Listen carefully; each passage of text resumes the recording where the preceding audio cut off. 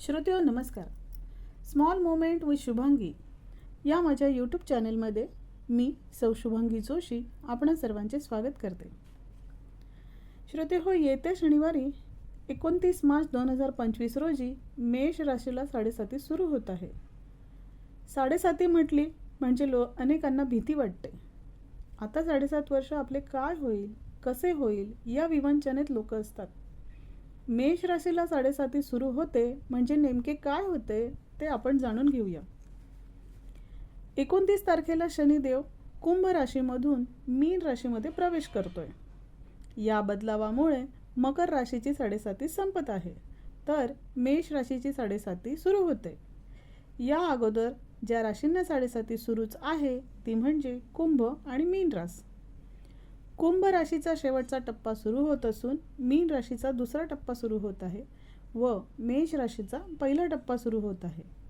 त्याचबरोबर कर्क आणि वृश्चिक राशीची अडीचकी संपून सिंह रास आणि धनु राशीची अडीचकी सुरू होत आहे.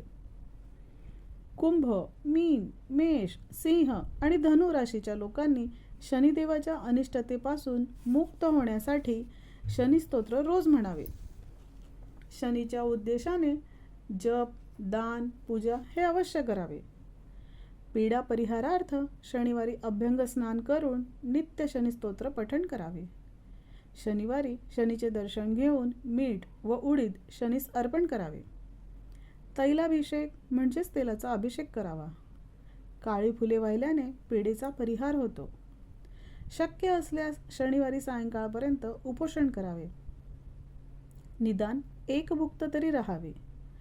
शक्य असेल तर नीलमणी धारण करावा. 7:30 घाबरू नका. आपले आचरण शुद्ध ठेवा. नैतिकतेने आपले काम करा व श्री शनिदेवास शरण जा.